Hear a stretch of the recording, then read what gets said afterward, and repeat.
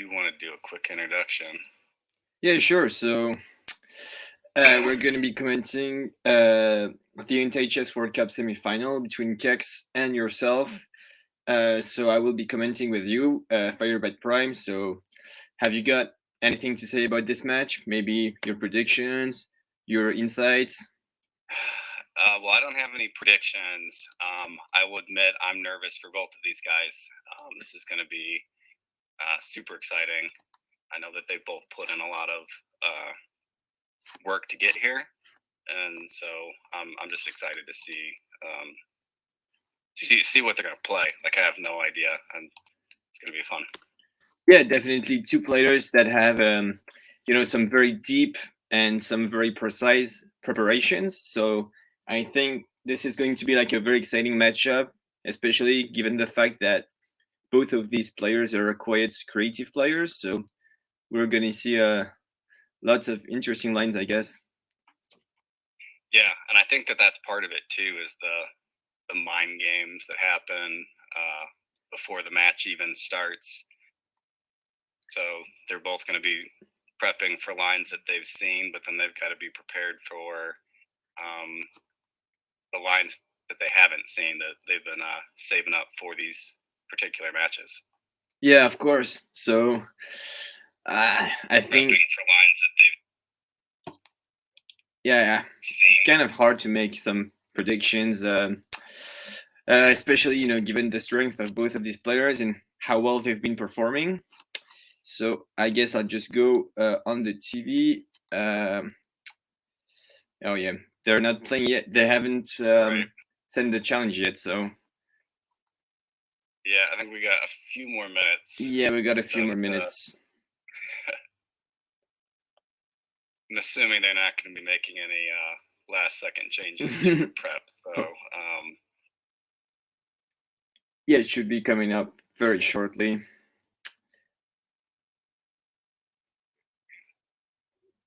So do you have a sense of what you think the score is going to be? I think it's definitely going to be a close matchup. I don't think like we're going to see like anything like 6-1 or 6-2 or this kind of scores. I think like they had 2 weeks to prepare. I think they're both, especially yourself, is probably going to get into some time trouble because the lines are going to be very deep and the moves very precise. So I think I don't know. I think it's going to be close. I would say maybe, in my opinion, Kex is a slight favorite because I think he probably built up a lot of confidence from beating 3 of the favorites, right? Being Arima Cat, Change Opening, and Grahaj Draw. And he's been able to beat all 3 of these players that were potential favorites for winning the whole tournament. So I think he's probably going to be very confident. And I don't know, his prep has just been outstanding. He's just been playing so well. But on the other hand, but I know this for having played against him, and I got absolutely smashed. Yourself is very strong. He has like some very accurate moves, and so he's definitely going to give him a very tough fight. So I don't know. My prediction will probably going to be a very close win for Kex, but definitely not super confident. But that one's just just a small prediction. Yeah, and congratulations to both of them for making it to this point. Like, obviously, both of them have to be very strong players Of course, to make it to the semifinals, to get through all the rounds, and then to get through the candidates rounds against these strong players. All right, we get a game here.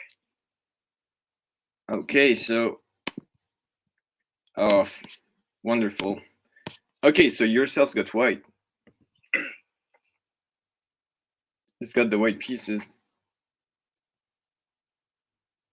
All right, the moment of truth. Will we see E3? From yourself, I guess so. I don't expect anything else, to be honest.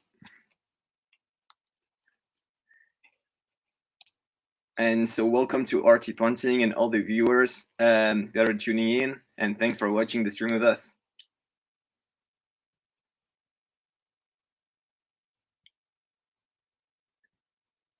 And thank you yourself for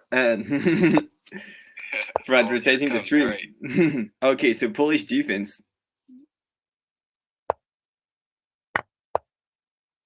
Okay, and already in the Yeah, so they're clicking through these. So they've both been prepped for this spot. Although I wouldn't say that I've seen this line from 10 before. yeah, definitely not a4 on move 3. Yeah, so that seems a little bit different. Yeah, and he's already thinking on move 4, so probably a bit out of his prep. And it seems like that.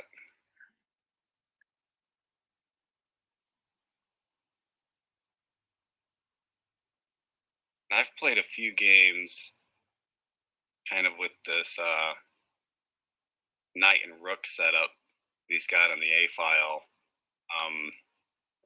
It's kind of an interesting setup, threatening on A7 at some point in the future, like with 2 attacks. It kind of works for little intermediate traps, depending on like capture order.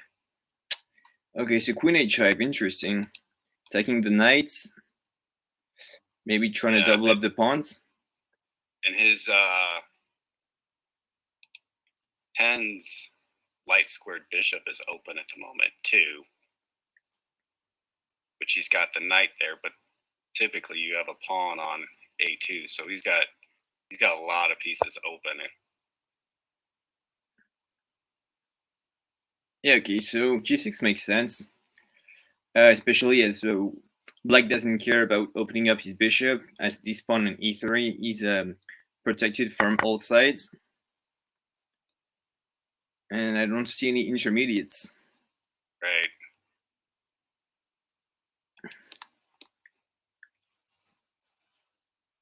So Kex has a slight time advantage at the moment.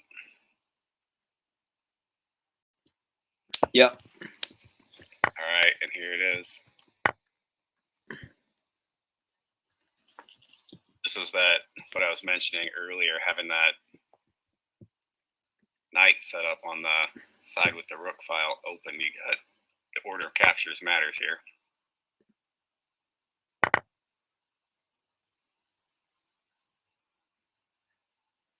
Still looks safe for black. Yeah. Yeah, black looks fine, especially has all the control on the queen side now.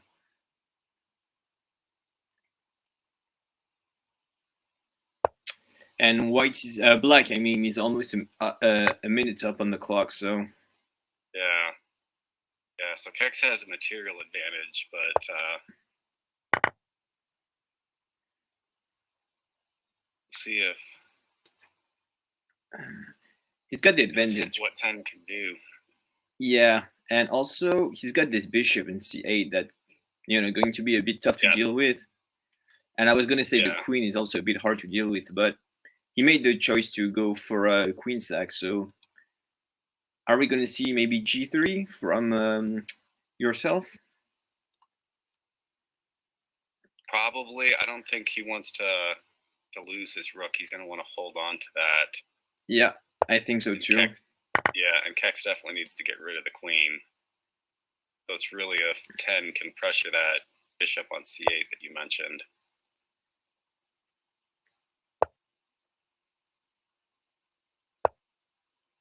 Yeah, I think it would be good to play pushing on the queen side. Yeah, as expected, and I think maybe 92 coming up soon. So now his rook is freed, has all the first line. Yeah, and I mean, Kex will probably keep pushing that pawn. I don't think. Yeah, I think so too. Still not going to want to get rid of his rook if he doesn't have to.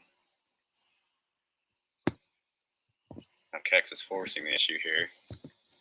And some people in the commentary are asking me to switch to a dark mode. Not really sure how to do that.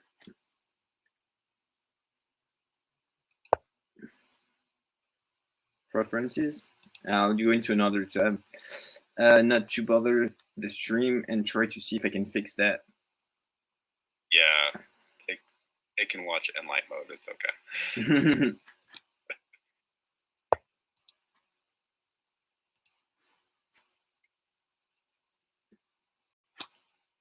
Sumi captures back with the pawn here. Both players are still okay in the spot. Let's see.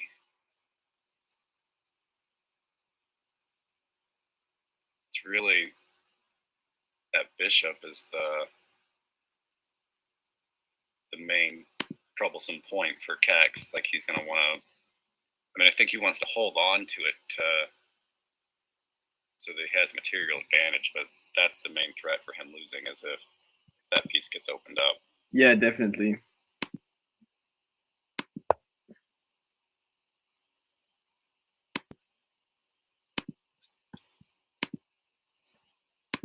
Okay, so now like maybe h3 for 10 to get a pin on that bishop. Not that it really does anything.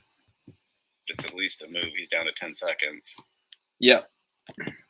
So here comes the time trouble. So yeah, h3, pinning the g pawn, the g7 pawn.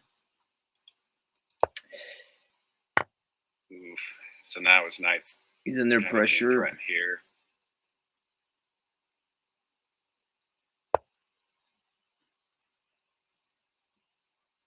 Is b3 winning for That's what I'm trying to see. I mean, we've got b3, c5 with the knight, but then the g7 pawn has two pieces protecting it. Double covered. It's not a follow-on for an intermediate. But at the same time, yeah, I don't see any win for black out of the blue. Right, so he keeps his material. So now he's got Kex has the advantage here. Yeah, and this bishop is not really a problem anymore. He's positioning. I guess he could kill the bishop. He wants to keep his rook. That threatening on h1 doesn't do anything.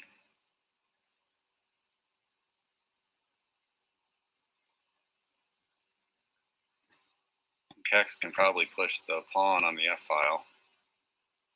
Yeah. Yes, I think he can.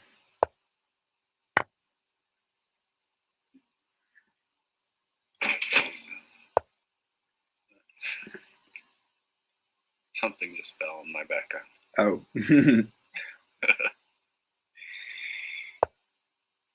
Okay, rook e1. Interesting. I mean, really, the time pressure for both of them. Kex is down to 20 seconds, and 10's almost going to have to move instantly every time. Yeah, I think he will. Okay. So now another pin with the bishop.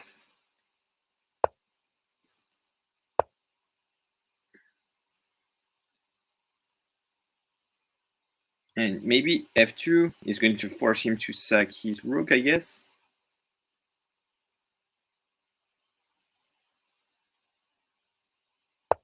Yeah, I think so.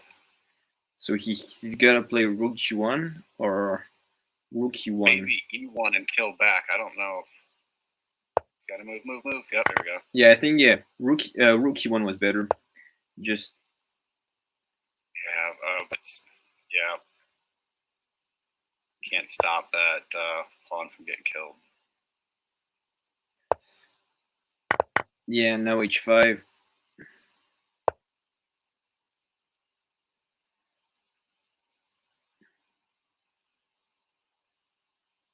All right, but so is this like a drawn position now? Oh, Kex is going to kill them. Okay. Oh, just like that. They agreed to a draw. It went a bit too fast for me. Wasn't sure if it was actually a draw or. I think that it was. Oh my gosh, Kex is going with e3. Oh my god. This is exciting. I love it. You won't see that very often in a anti-chess world championship semifinal. No, I don't think so. And it looks like, I mean, I don't know how much they've prepped for this, but obviously Kex has seen it because he moved through these openings pretty quick. But I cannot imagine that Kex was prepping for this. I just don't think that he was ready. I could be wrong. Yeah, I think yourself probably prepped this line as white for playing Ogle in the candidates. Right. But maybe he was like, why not using it as black? I don't know.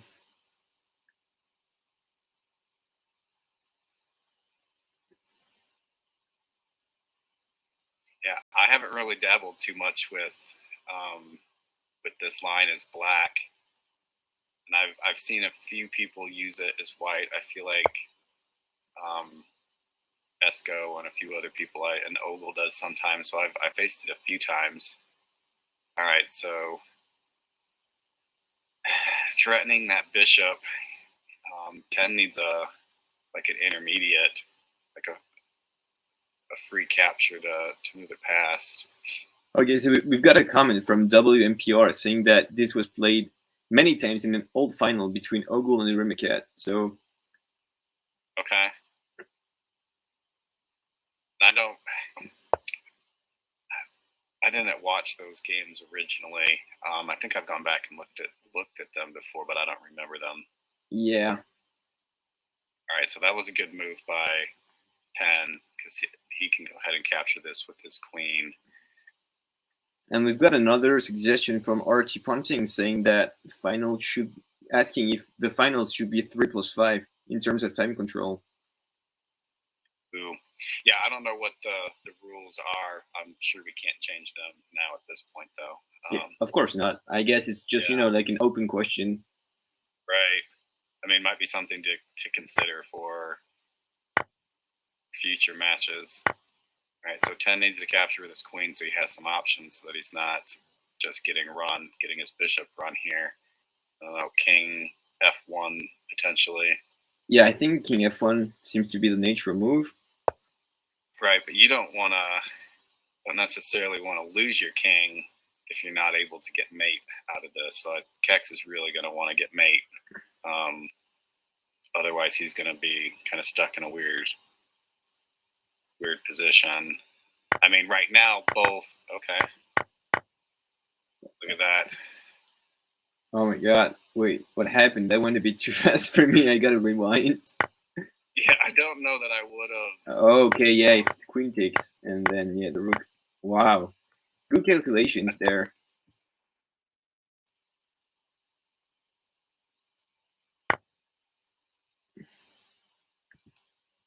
Right, so h2. Yep, and then move the rook over. Nice one. That was. Yeah, that was okay. really good. Hold on, 10. I was rewinding it. It went too fast for me. These guys are a bit. It's out of my league. Yeah, and C4 spotted the move, so well done. Okay. Oh, actually, I played this line against Rimicat in my first game. And now the move is. Okay, so if we just rewind that, I don't think b3 is the best move because then knight b4 can come in. That's what Pini was telling me, and that instead of b3, you want to play d3. That's Pini's analysis, at least. Penny knows what he's talking about. So oh, of course he does. His word for it. Yeah. So this particular game, we opened up with e3 c5 again, but they won a different line this time around. Yeah, I think it's good. It's a good choice because the first game, I don't think yourself had a bad position out of the opening. I think Kex won the opening battle, so I think it's a good choice for him to have gone e4 and to switch for something a bit different. And I have a feeling we're going to see a different game every single game. I don't see us repeating any games. Yeah, I think so as well. As we mentioned in the introduction, both players have done a huge amount of prep. They play out of instinct a little bit, but definitely lots of prep, and I think they have prep for every single scenario. And you talked earlier about the mental games between the two of them, and I think each one of them has an opening saying, if I don't like this, I will switch to this, and like they have like a precise, maybe like an order of moves. that they're gonna play according to the different outcomes that the game can have. All right, this is interesting here too. He's really threatening to get Kex's bishop here. And his pieces are kind of trapped in, so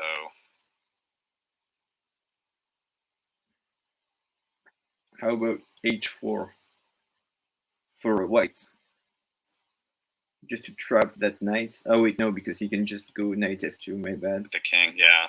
Oh, actually, he has to go f2 first. The question is, can he get a full cleaning here? If he goes f2 and then g4.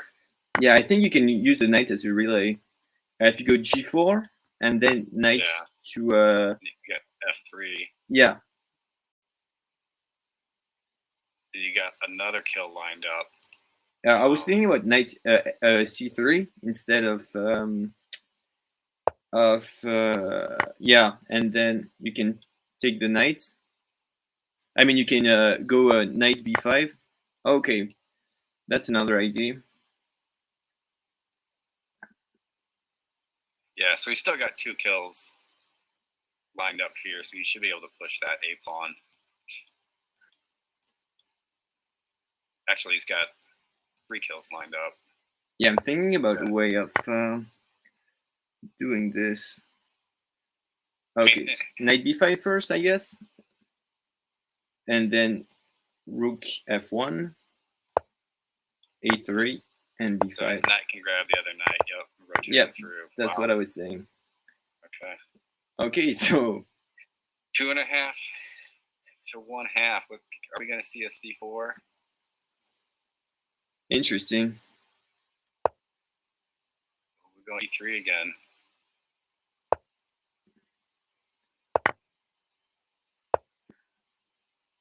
All right, so we are going to do this again.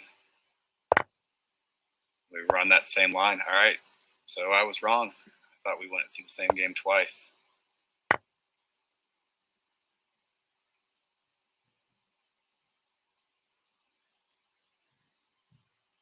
I feel like we're still going to see c4 from Kex at some point here. I feel like the next time he's white.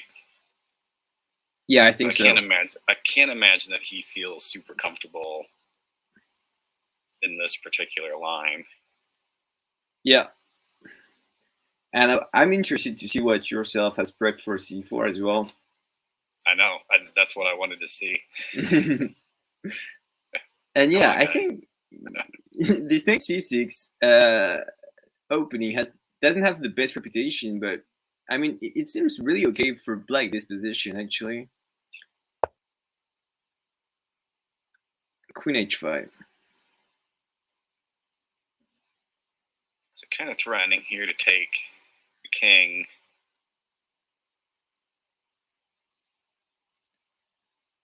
So you can go for a race.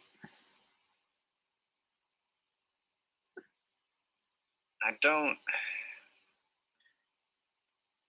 mean, I wonder. But you don't want to be racing against Kex.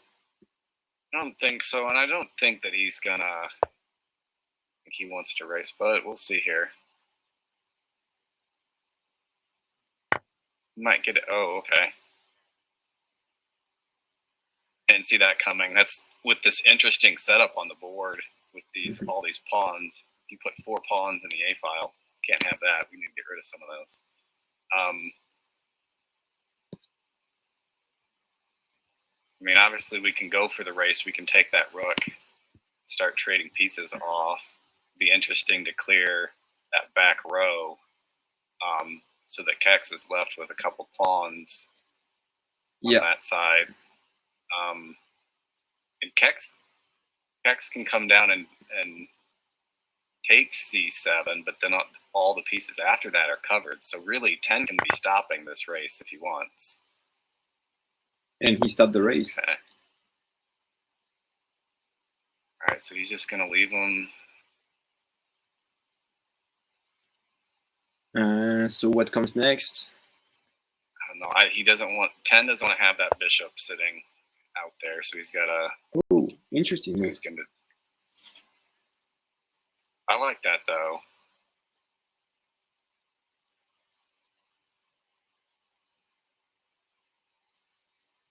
If I'm Kex, I probably just take the bishop. Okay, so rook takes, pawn takes, rook takes. Yep. And once again, Kex has won the opening battle here.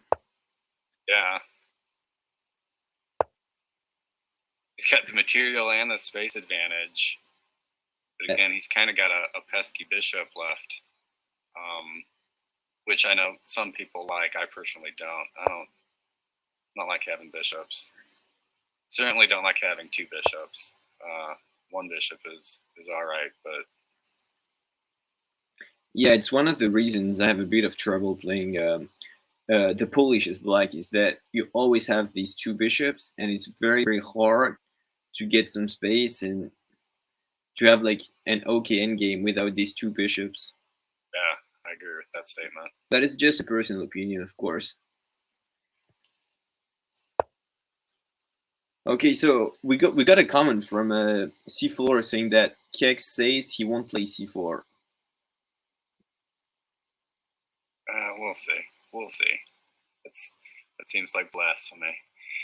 All right, so 10's pushed up his pawn here. He's kind of offering it up. He's got the bishop pinned, so we're not going to see the d pawn being pushed, but he can drop his knight, although Kex is going to hold on to his material.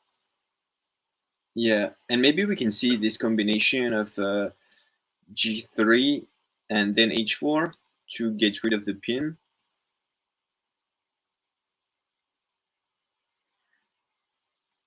Ten's low on time again. I feel like he should be maybe developing his knight. Yeah, I think so too. I think don't know if I. Yeah, I think knight e7 would be the move I would play. It's kind of harmless and doesn't, it's not a bad move. Yeah, he can keep shifting his king over and force Kex to either move it or ditch it. Yep, so he ditches it.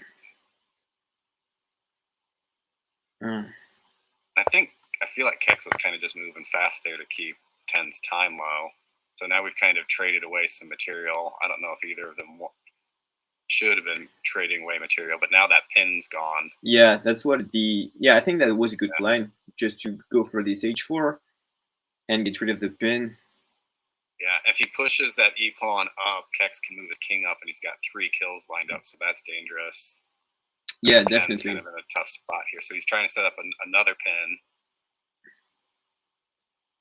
That's going to slow it down for maybe a couple moves. Yeah, but I think it's not really as dangerous as it's not the most dangerous pin ever, because I think you can, kind of pressure the knight with all the pieces that you have. Yeah, or really, Kex can go g3 with his king.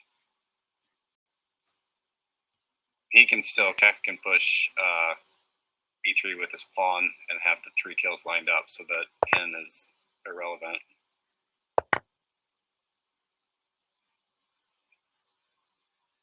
Move that bishop out to a3.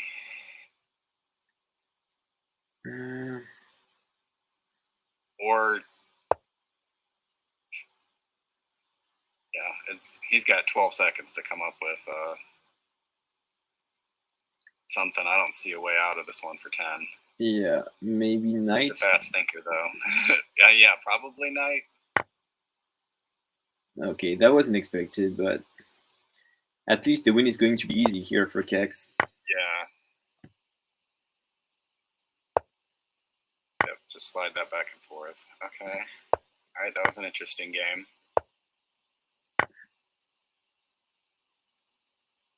All right, 2.5 to 1.5.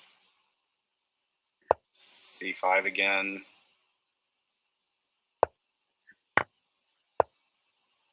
And here we have again this e4 line. Yeah, and I'd say from watching 10's previous games, usually he doesn't go all the way to a6 with his bishop. Usually he kind of cuts it short at b5. sometimes I feel like he even plays something different. I've seen some options from him, so this is slightly different. Yeah, and Which so obviously he's been prepping for this. so here the moves according to Pini, which I was explaining earlier, would be c4, which Kex played last game, which is fine, and then go for d3, c takes, and then the game is kind of open and equal for both sides. So queen b6. Yeah, and that's a pretty common move. And I know when I'm playing white here, when they come out with b6, it always frustrates me because I'm never sure exactly what I want to do. I feel like I'm always pushing b4, but I'm always also unsure of what that accomplishes, if it does accomplish anything. All right. Yeah, I like queen h5. Yeah, having his queen out on the end allows him to move this bishop out, and yeah, that's a really good idea. yeah, because then he has his d pawn. He can push and grab Kex's pawn and potentially force a promotion at some point. Definitely. If he needs.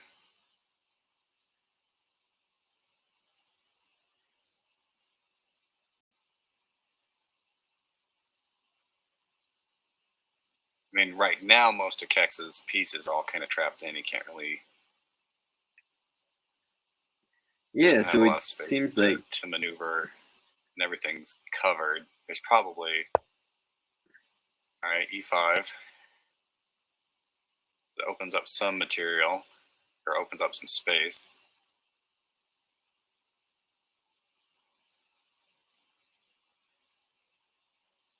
And if I'm 10, I probably take with the bishop. I continue with that.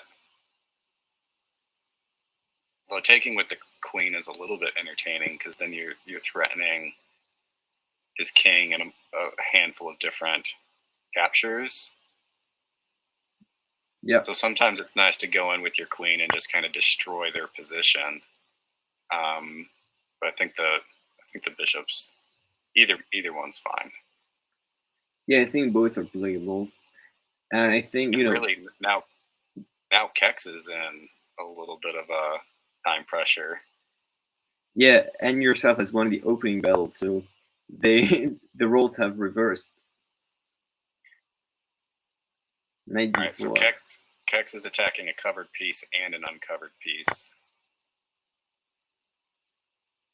So now he's got a couple captures, and again, multiple options for both of these players. Lots of calculating to happen. Not a lot of time to do it for Kex either. But I think it's really it's really his style. Just in these complicated positions that look better for the opponent, Kex has this ability to create chaos out of nowhere, and that's exactly what he does in this game. I think what would be interesting here, depending on which way Kex goes. So if 10 takes the F bishop, then he comes back up to C5, and then can open up the rook on that other corner. I mean, obviously it depends on which way Kex goes. Yeah, absolutely. And really, Queen 10 still has, he can take the pawn on C5 at any point too. So he has two covered captures and a free capture as well. So yeah, I think really, well, now they're both under time pressure. I think 10 having the queen is the advantage. He has three different places that he's attacking, covered and uncovered. So kind of force the issue here.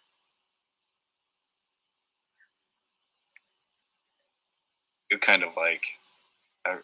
Yeah, this looks. I don't know if I can think fast enough, but.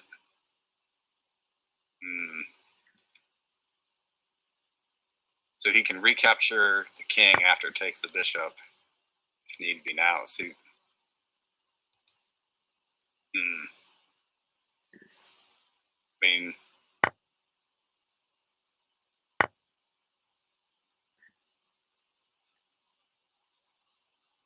3 seconds. Oh, man. All right, so he has the knight. I feel like there's too many pieces that are covered though to Yeah, run it the absolutely. entirety. Oof, this is hard. Yeah. Yeah. So I think G1 is safe at the moment, but I think that 10 wants to get his knight out. This, oh, okay. Yeah. Nice intermediate. Yep, very nice. He resigned so quick though. I wanted to see that one played all the way out. 2.5 to 2.5. And nice comeback. This is turned out to be the close match that we were hoping to see. And finally. All right, yeah, something a little bit different. And so we got the beloved one counter attack. This one is old theory, but a very strong line as well for black and for whites.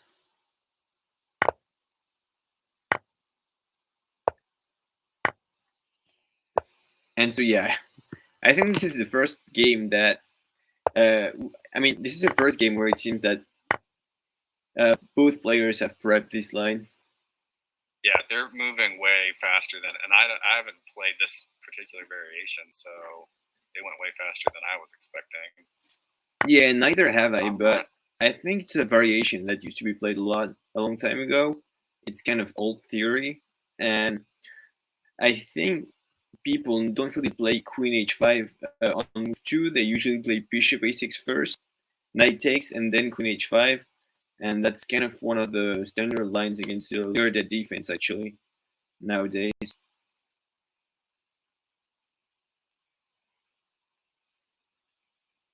Well, I feel like 10 has the advantage here.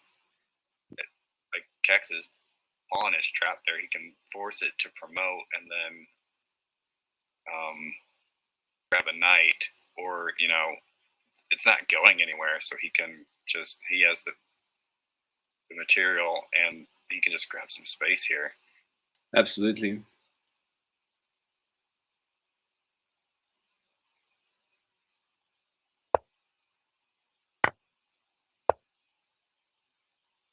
Yeah, so if Kex is going to try to force him to start that promotion run now, which I kind of feel like 10 might just do.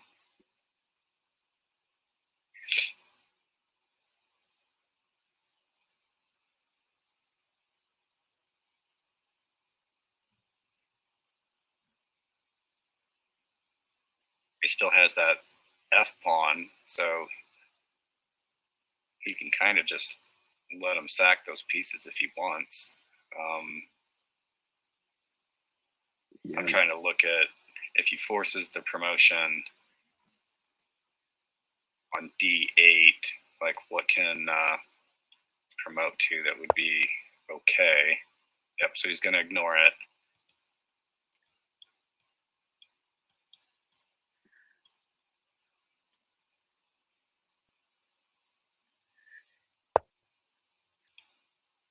Okay, King D2.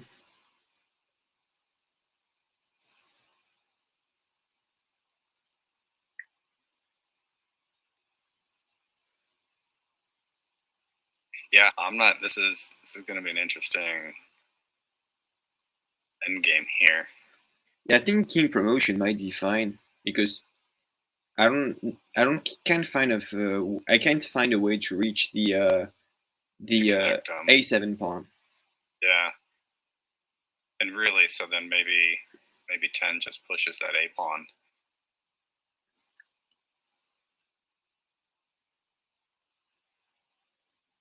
Wow, this is a very this is a very tricky game.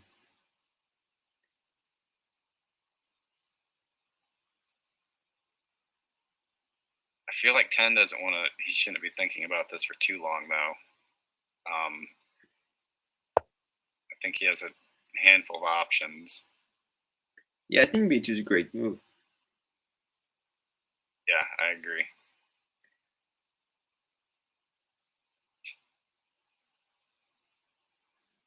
Maybe we see Kex develop his knight and come up to E2. Yeah, I think it will be the best option. You gotta develop that knight at some point. So he wants to ditch the pawns. So now 10 has his pawns all connected here. So yeah, black is definitely better, but he's got the tougher position to play. I just find it, very hard to play in these positions with the queen in the end games. Yeah, I'm going to say 10 having the queen's not going to be, he's going to want to get rid of it.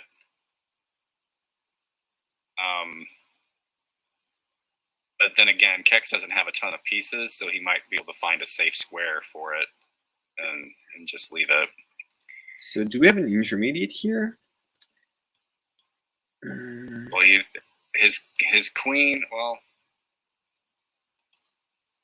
his queen would have to capture twice.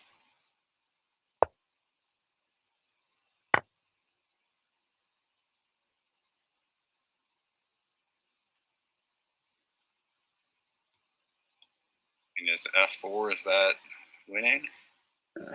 I would think so.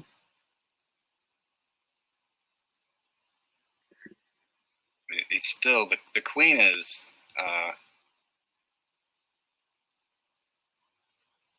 still need to find a safe square for it, which you could throw it all the way up to h3.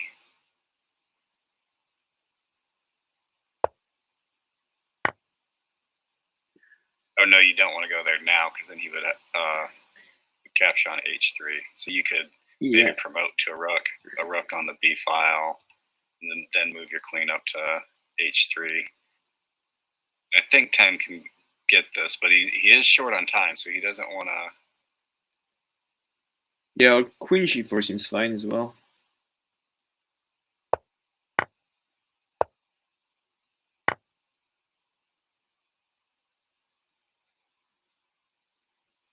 And he can go to c3 with his queen to line up 2 kills with the king. He's got 6 seconds, so I think he needs to move his king out of the way so that the knight captures. So he's going to be left with a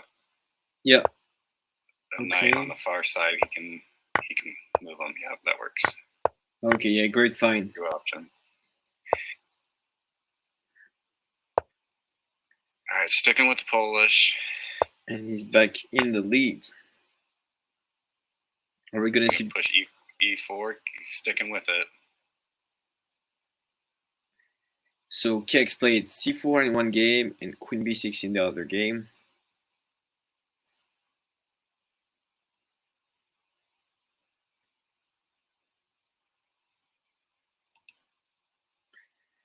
And I think he's going to play something different. He seems to be thinking... Yeah, I think so too.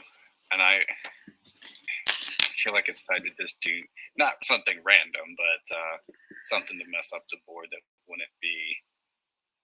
wouldn't make sense. And that's something you don't see very often. Kex already done 1 minute and 20 seconds on move 3.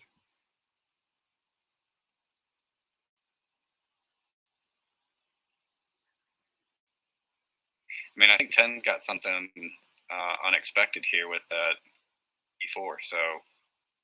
Definitely. e6.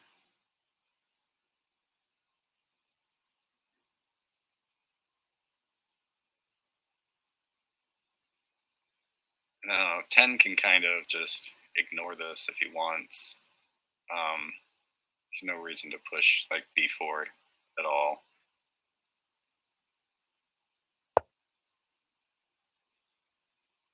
Bringing out his queen,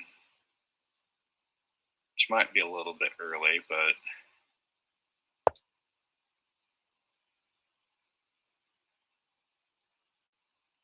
although I think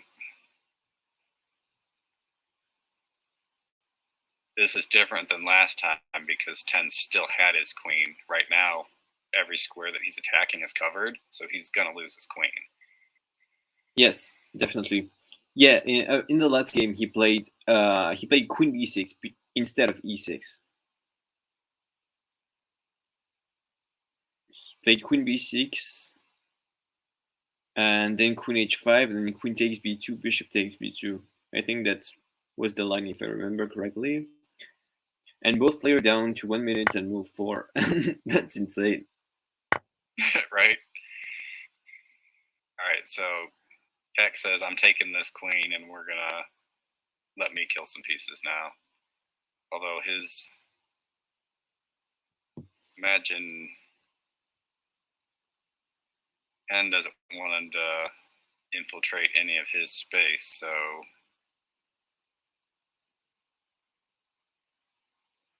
And maybe pawn to c3. We go c4. C4.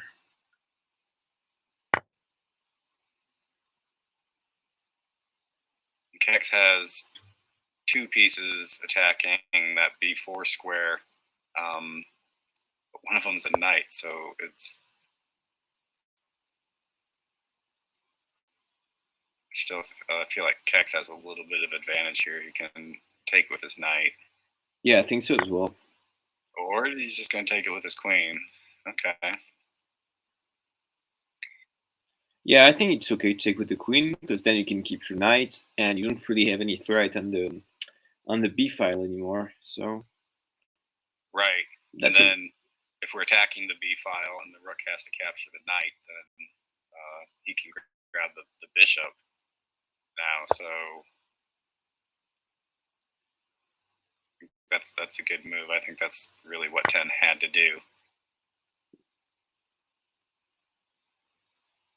I think Kex still doing a good job of just keeping his options open. It's very tricky for 10 to navigate this.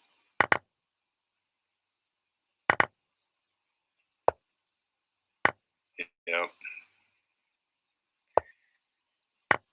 Yeah, that was good of Kex to just keep his queen and keep just killing pieces until he could trap 10.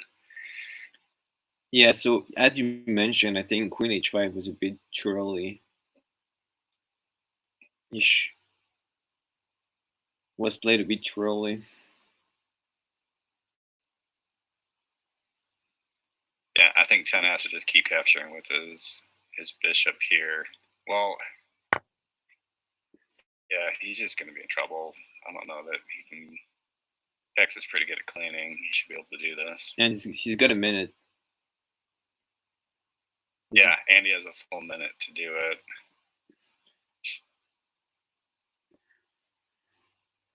And even rook takes c6 doesn't really cause that much trouble. Because like the rook's not targeting any pieces, so you don't have like 1,000 options.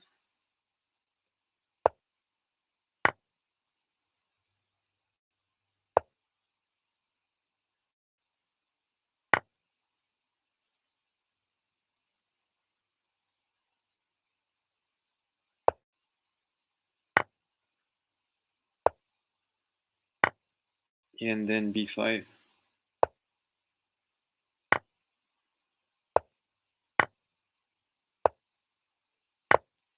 Yeah, well done. Well done. And they're back. 3.5 to 3.5. Yeah. Oh, so I guess they're having a break. Rematch for cancel. I think that's a good idea. A good idea. This has been very exciting. Yeah, it's been as good as we were expecting. Yeah, for sure. Maybe even better. These are not the lines I was expecting to see at all. So I'm kind of interested. I'd love to talk to them afterwards to find out, like, all right, what did you prep for? And was this completely, were you both, for the most part, off of what you were thinking was going to happen? Or did one of them feel a little bit more prepared than the other for the lines that they're using? I'm kind of hoping to still see some c4 from Kex, because I want to know what 10 has prepared for it. That's my personal opinion, but this has definitely been a very good match so far. Yeah, I want to see c4 as well. How can I put it? It's not only I want to see Kex's prep. Not only do I want to see yourself's prep, but I also want to see Kex playing c4 just for the sake of Kex playing c4. Yeah, and I'm also glad that we didn't see like somebody just run away with it. We didn't get like 5.5 to 1/2 or something like that. Like Yeah. somebody just kind of tricked the other one, and not that like they're both good players, but like that can totally happen if you get kind of caught unexpected, and then if you lose a few games, that kind of puts a little bit more pressure on you. And if you're under pressure, you can make some blunders. And so far, I don't feel like we've seen any big blunders. There was the one line that there was, I forget which game, that 10-1 with the Leardat through kind of quick. But I think that yeah, I remember. Yeah, that point, Kex played some kind of like Kex could have been safe. Yeah, Kex played some 93, and there was an intermediate, I think, or something like this. But yeah, I remember what game you were talking about. I don't remember which one it was. So we actually have Tugger asking if we were commenting tomorrow's match as well. So I think we will be commenting it as well, right? Yes, yep, that's the plan. That's the plan. Yeah, so everybody come out and watch that one as well. Another great matchup. It'll be exciting. Tugger's been playing the top of his game, and it looks like Flo has been doing some studying and prepping on his end too. Because I feel like Flo was playing a bunch for a long time, and it kind of seemed like he wasn't playing as much. And I don't know if he was studying more or what he was doing, but it kind of felt like he reduced the amount of time that he was playing, and so like his rating went down a little bit. And now he's back in the 2,300s and crushing it like always. So that's gonna be a lot of fun to watch too. So I'm excited for that match. Yeah, and maybe he's been playing on another account. I don't know. Right? Yeah, I would not be surprised. Flo's been known to do that. Yeah, I think it's a great thing to do at this level. To play on like undercover, if I might say so. Right. To just like not, because you always watch what your opponent's doing if you want to prep, and especially Right.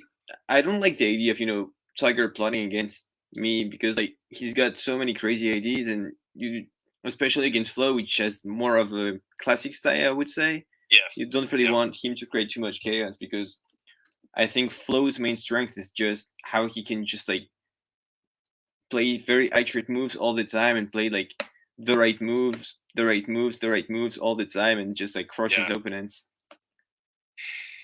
Yeah, well, you usually see the same thing from Flo, as far as like feel like he's got his openings that he knows real well, and he tends to stick to them. And I can't beat those openings. There's no reason for him to change them. I think Tugger definitely plays with a lot more variety, as far as like you just see so many different openings and responses to openings. So that should be another entertaining one. I kind of wonder how many the same match in that one we might see or not see, but I feel like we'll see a good variety.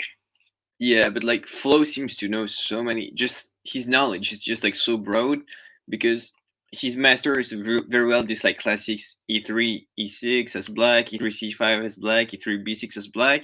He wouldn't play something like knight C6, but if you're playing him as white, like you don't want to play knight H3, you don't want to play like anything other than E3, because he just knows the lines for everything. Yes. So yeah, that's absolutely true.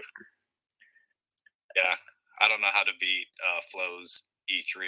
Like I try a few different things, and I feel like if I ever get a win, it's because I've done something silly that he hasn't seen before, and then I just kind of get lucky that I can get to like a middle game somewhere that I'm in an okay position. But most of the time, he has the correct response for whatever I do.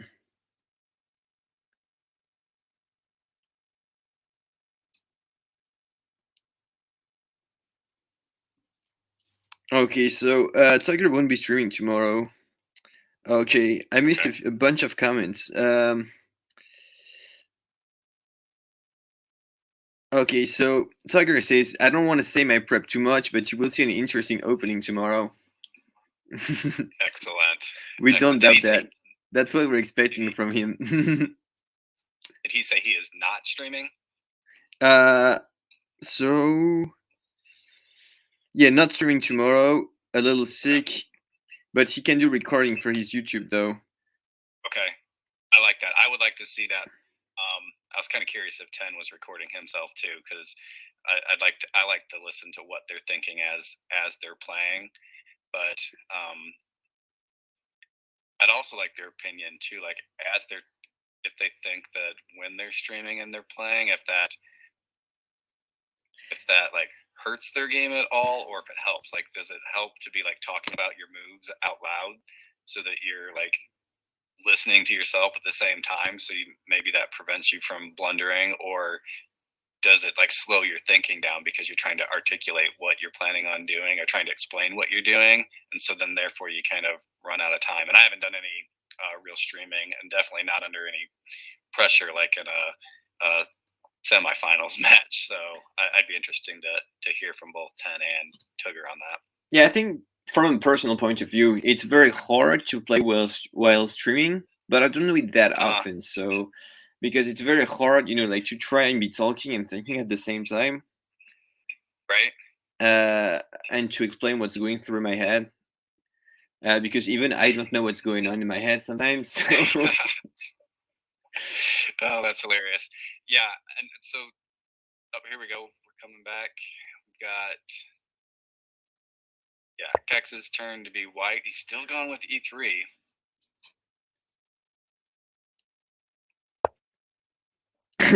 And he goes for knight c6. Yep, so we're gonna see it again.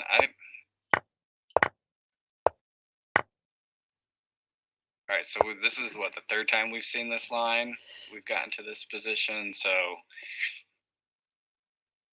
feel like Kex has been bringing his queen out. Maybe he holds on to it. I think it's the this second time. I mean, this is the third time we see the knight c6 line, but the other time Kex had like some queen e2 line the first game, and then in the second game was this exact position, and Kex went for queen h5. Yeah, okay. I was wondering if that we were gonna hold on to the queen and just develop different pieces instead. And maybe 10 mirrors him and throws his knight in the middle too. Although you don't necessarily want to be blocking your queen in. You want it to be able to get out.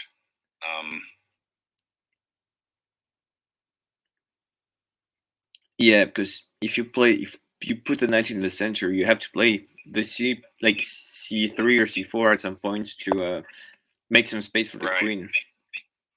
Yeah.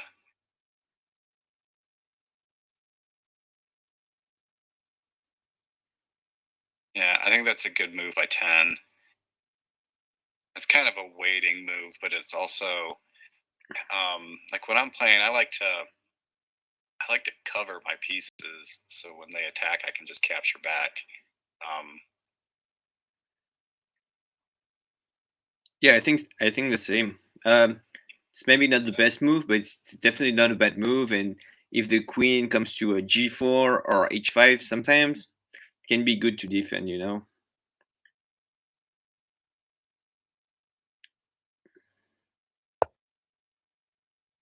Surprising. All right, so he puts it back. Oh boy, hilarious.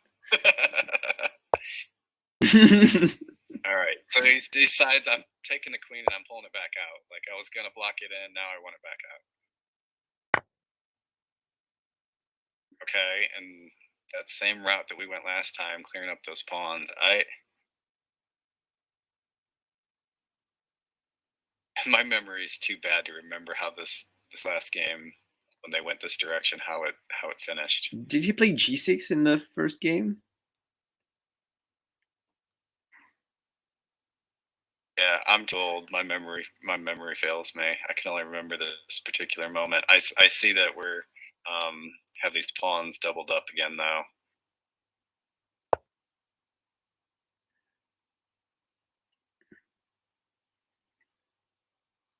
And so black's queen is out as well.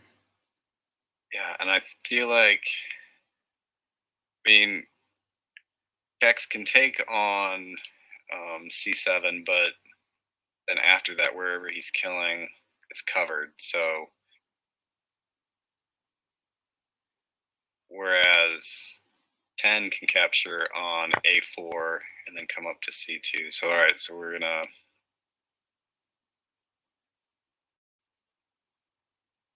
I don't know. I think this would kill that queen so that it's not.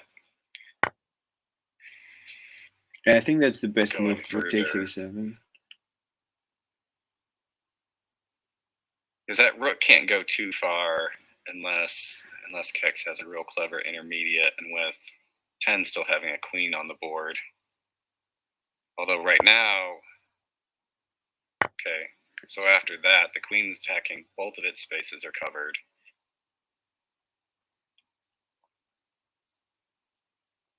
I mean, is there an intermediate on B2 with the bishop?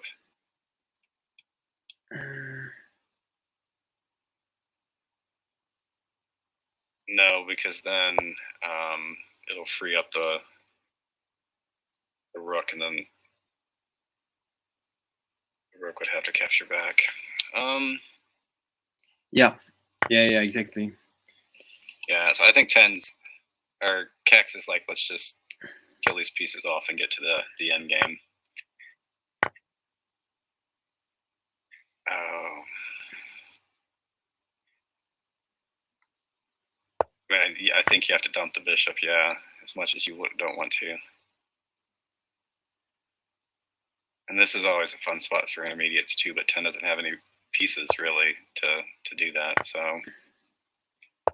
Yeah, that's weird. But we just got a regular old cleaning right here. Oh yeah, we're too focused on finding hard moves. Yeah, I thought about this position, but I didn't see G4, G5. It was that simple. I didn't see it either, and this is, yeah. Oh, just move the rook over.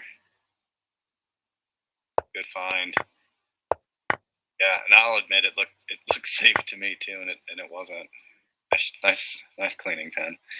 And so that's game points. All right. And match points. It is. It is. Oh my god. All right, so we got something a little bit different. Oh, that was the pin line, in which black is better. So.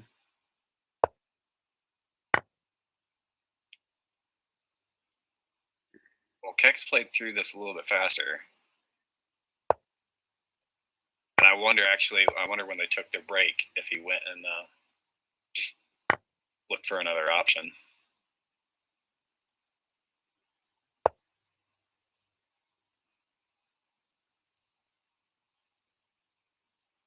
I bet he did, because it seems to have a plan here. Yeah, but which position just looks better? And then this is kind of nuts, to be honest. I mean, I feel like I guess I would be counting some options here to see how far that bishop travels. If you can win by taking on G7, or just capture the bishop with your queen. Game from there. Yeah, an interesting option can be queen takes, king takes, and then queen to h6. And then, well, I don't know if you. Oh yeah, no, because knight takes is okay. Like, you probably hang on to the queen. Yeah, probably. Yeah, Although not for too long, because then black's gonna like pressure. But it'd be interesting if you could get in and kill an extra piece or two to get even more of an advantage. I'm sure 10's doing the calculating right now to see if he takes on G7 and then Kex captures the king, like what route that goes. And I'm not playing, so I'm not doing any of that math.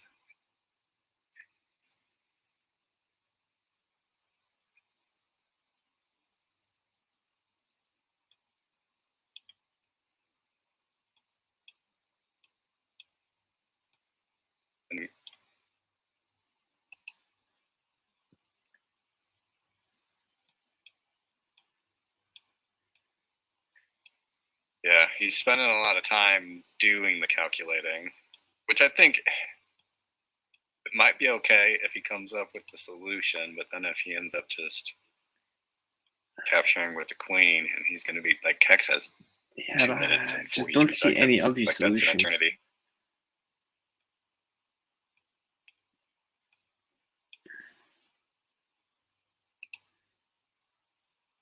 Tugger's giving me a solution to something.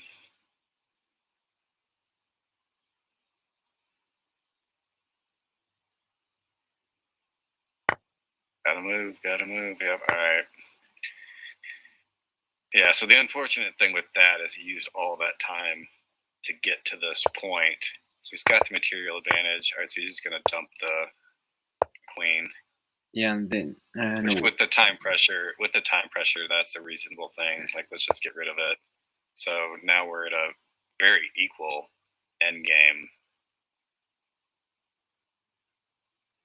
I mean, 10's got the 3 pawns connected on that side, so I think he's got maybe a slight advantage there. But on the other side, he doesn't have a way out for his knight, so Yeah, right now his knight's trapped, and so Kex should just leave that pawn on d4. Yeah, so now he can move his rook out and develop his other pieces, and 10's under serious time trouble right now.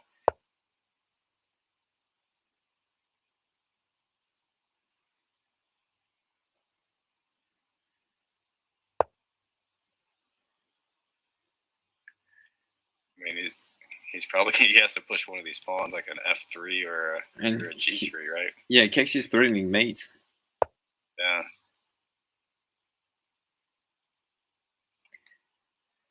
Okay, I like that move, bringing the king back, and maybe he can run it over to the a file to make Kex move his rook back. Gotta move though. Keep moving the king. Yeah. Yeah, especially given the fact that now black can't push the g pawn any further. Yep. But Kex is kind of sitting in an okay spot, so he's good. Okay. I like b7. Yeah. Yeah. But then I how? mean, Kex has 2 minutes. He has 2 minutes to see if he wants to force a promotion. I think rook d6 is good. Or just kill. Yeah. Or just kill the pawn. That's interesting. Wow. Yeah. Very nice move. Yeah, I like that a lot. Kex is good with his knights. Yeah, and poor 10's kind of trapped with his pieces. Like, he can't move anything on the right side of the board. Can just be sliding his king back and forth. Yeah, very well done by Kex pushing this g pawn and just pressuring that knight and trapping all the. I mean, really, Kex can just run down there and kill the king and force to have to move one of his other pieces. Like, I think you just start pushing your king towards the corner and forcing it to get killed. Because you don't mind, as Kex, you don't mind if 10 pushes that pawn to promote. You just kill it with your rook, and you'll just have more material advantage. It's a real tough spot for 10 to be in. And Kex just moves back though. King to g6. Yeah. Yeah, no. There's no mate. Anything for 10 to do. And he's offering the draw. Which is a little hilarious. Yeah, Kex is not having that. That. Especially given the score. Although he just moved his rook off that file to allow a promotion. How about king promotion? I don't know that that's going to help anything. Yeah, I'm not a big fan of that idea.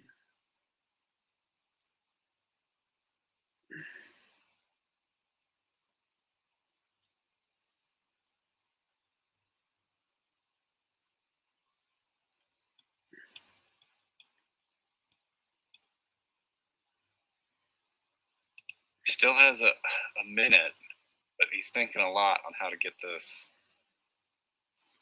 how to get it done. I still feel like just going to c4 with this king and just charge the... He went for the draw? Okay.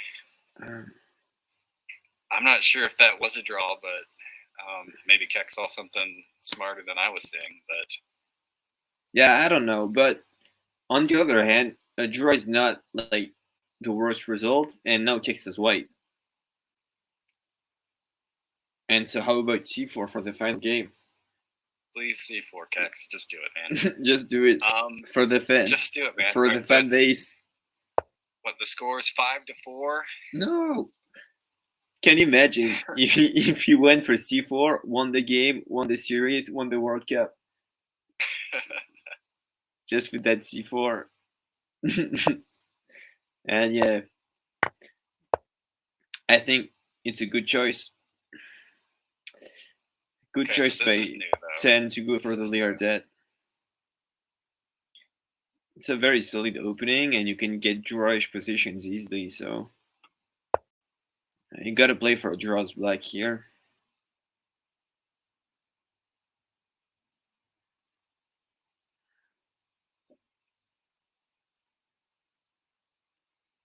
I guess you can just play e6 here.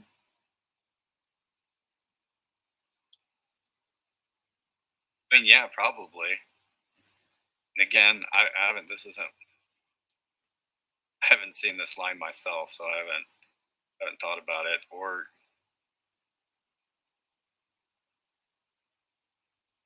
I mean, probably e6 makes sense.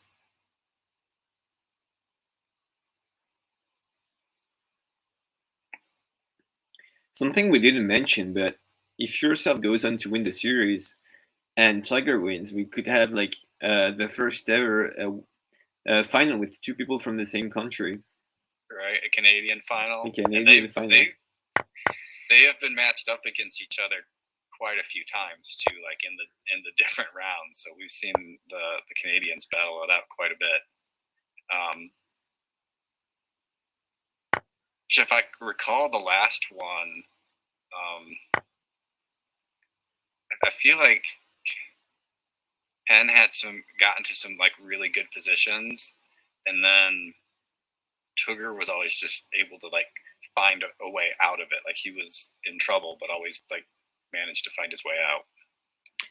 Yeah, and so my suggestion earlier on about e6 is confirmed by Tugger. And yeah, now it looks very bad for black, because this h6 square is just going to be targeted by the rook, and I don't see a way out of it for I don't see a way out of it for black.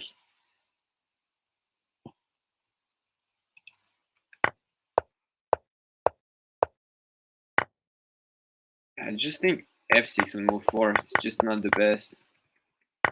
Probably the losing move. Yeah, I was trying to do some calculating to see if there was a way to make something out of it, and I couldn't find anything. All right, so I feel like you play this line more than I do, so he's just going to move his. I was going to say, does he move his knight back? But he's going to bring the queen out, which I think is a good idea. Go ahead. Oh, and then very good move by Kex. Yeah, don't let that queen. You want to create chaos, and king c7 is the way to do it, but king d1 just cancels out the chaos. Right, and so now, like, all right, so Ten's trying to stop Kex from going to h6. So if he can capture with his knight here, and then capture on g4 with his pawn. Yeah, he's not going without a fight. Interesting f5. All right, there we go. We get an intermediate from Kex. Well done, brother. Well done. I like it. Yeah, that's a good way to move us on. All right, so here's the thing. I don't actually even know the rules. We're at Armageddon, so I think the world ends. Is that what it is? Like just the world's over? I don't know. I'm gonna check. I think the rules are somewhere. I think both players get a chance at white, don't they? Yeah, I think that there is like 2 tie breaks, 2 games, 2 extra games, and then Armageddon. I'm not sure. Let's check on the team page. I think Autumn Is Wind Autumn? put the rules Yeah, is somewhere. Autumn in the chat? Help us out. All right, Sugar's throwing out some rules here.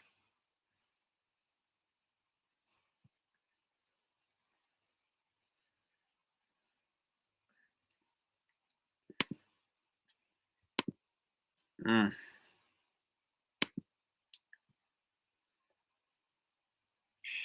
Oh, this is kind of funny. We joked about this happening before the match started, that we were going to go 10 games and then go to Armageddon, but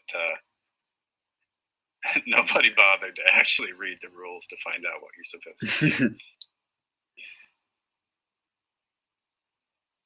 Okay, so I got the rules. Okay. Semifinal matches. So, of course, the winner of each semifinal will go on to face each other in the grand final, and the losers will go on to face each other in the third place playoff. And the rule that matters to us: if there is no winner after 10 games, then an Armageddon game will decide the winner. So does it say what Armageddon is? yeah, let me put this on my. Can I put this on my screen? Okay. Let me just see. I don't know.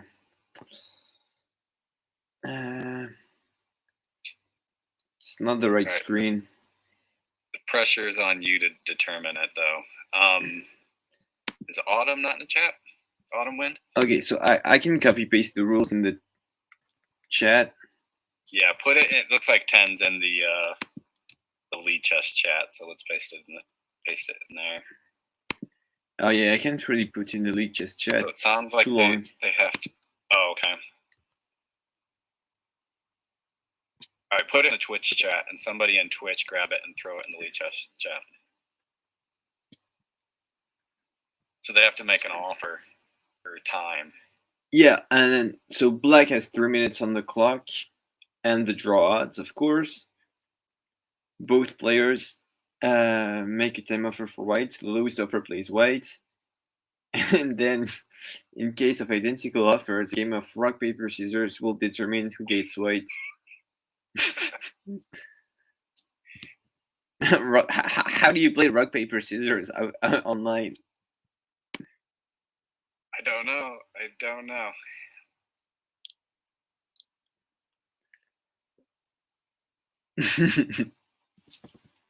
Are they?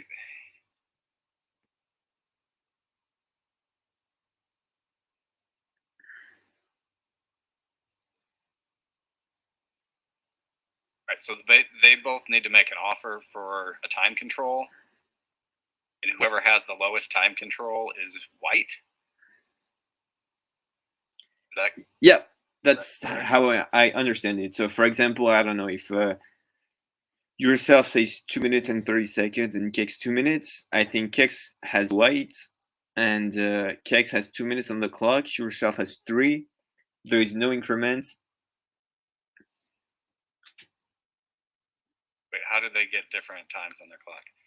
I think you just make an offer for identical time, and then you just add 15 seconds. You know how like you can add 15 seconds to your opponent? Yeah. So I think that's how it happens. All right. So I'm not in communication with Kex or 10 and to know if they're talking with each other. Like how do they both make an offer at the same time? Like a blind offer? I don't know.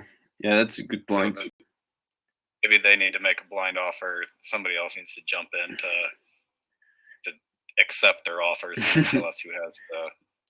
So we're actually witnessing a historical moment here. I think we are.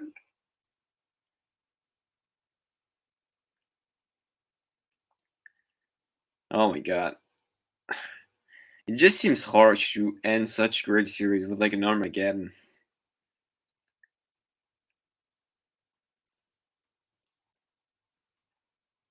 Well, and here's the thing. I don't know that 1010 or Kex. I don't think either of them can see the chat, so they need to be chatting with each other. And obviously they're not listening to the stream either, so we need to send them a private message to find out if they're getting this figured out or not. Good news is, after we get it figured out, if this happens again, we'll be ready. Yeah. Or maybe not. Maybe we'll forget. All right. And so yourself is white with 2 minutes and 15 seconds. Damn, that was Kex's time to shine. All right. Autumn, thanks for jumping in and helping facilitate that. Yeah, and we got to thank him as well for organizing the whole tournament, because he put in a lot of work, made sure everything went smoothly. And here he is again helping us out when we don't know what we're doing. So all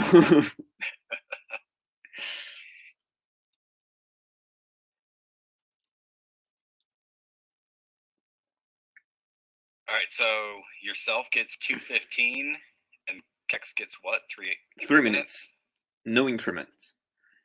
And then whoever wins this game moves on? Exactly, yes. Holy cow. Here we go, boys. I mean, that might actually be so intense. I was like, why end a series like this? But I don't know. That can be awesome too. I don't know what you think. I don't know. I feel like my heart is beating very fast. I know. Even though I'm not the one playing. And they're running with it. All right. We did this. We're doing it again.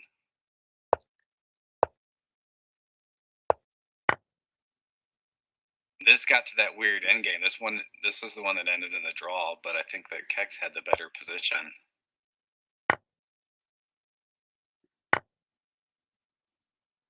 Okay, that seems different though, right? Yep. And like black here. Queen versus rook, so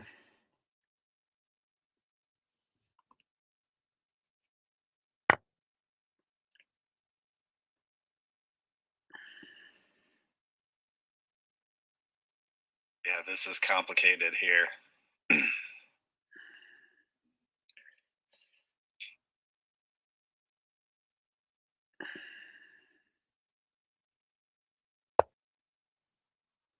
Interesting.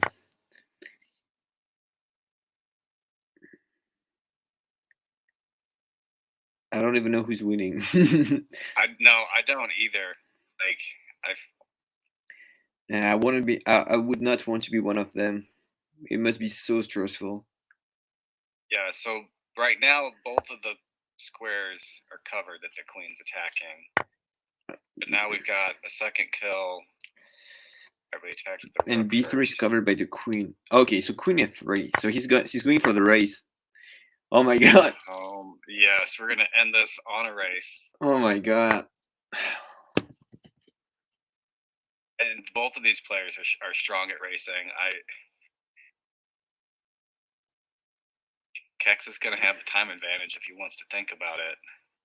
Yeah, but I think if you can play fast in a queen race, and it's kind of unpredictable, so it's maybe not a bad thing for yourself. Yeah, I think I would have played queen takes f8 as well.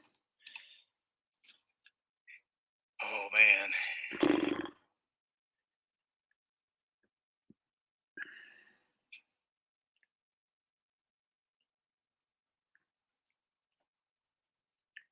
I mean, I don't know what to do here.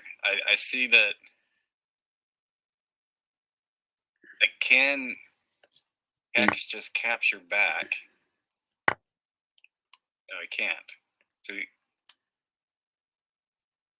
but at this point, I mean, I think Ted needs to take the knight. Yeah. Because then after G2,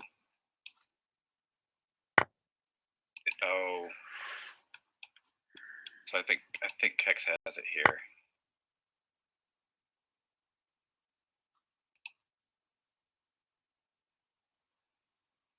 That's unfortunate. No. Oh. Yeah, so, man. Holy cow. Unbelievable. We ended up in a queen race. Wow. It was a good try. Man, tough match. Great match for both guys. Probably not the way that we wanted to see that last game go into such a dice roll.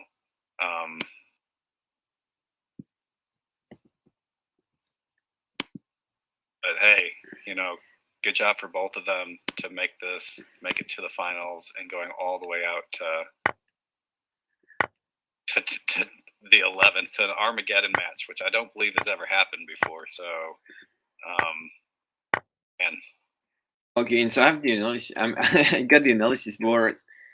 White had made it 5 in the race, and it was actually yourself actually should have played what you said. You had the right intuition with queen takes knight. I mean, it's hard to see that though when you're playing. Oh, of course, you can see that.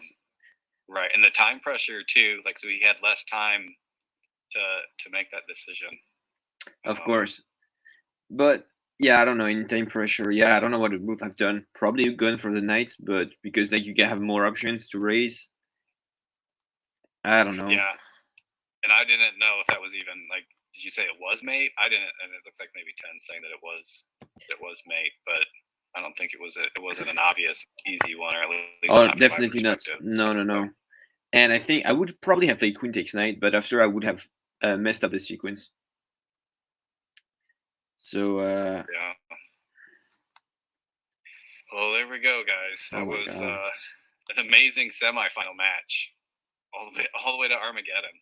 Just unbelievable ups and downs. Yeah, that was a lot of fun. Congratulations to Kex for the win, and nice job and well done by 10 as well to make it to the semifinal. Yeah, congrats to 10. Making it be this like such a close game. Like I don't know. Like, do you want to be white or do you want to be black in that type of situation?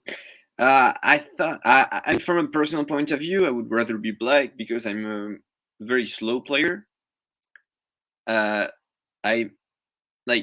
take a lot of time to calculate my moves, and I'm always the kind of player. I mean, when I play arenas, I lose a lot on timeouts, like a lot. Okay. So I can lose like 75% of my win against like less than 1,700 players are just times out. So right. I would rather be black any time of the week, and with plus the time. Okay. Considering you have draw odds, so yeah, that's interesting. Yeah. You have time. Well, that was a great match. Absolutely. Great match. Thanks everybody for joining. I hope everybody was entertained, and we're gonna do this again tomorrow for our next tomorrow. Of course. Match. So we will see you guys then. All right. So thank you everybody for watching, and thank you Firebatprime for being here with me. It was a lot of fun. Thanks for having me. All right. Have a good day, everybody. Bye. See you next time.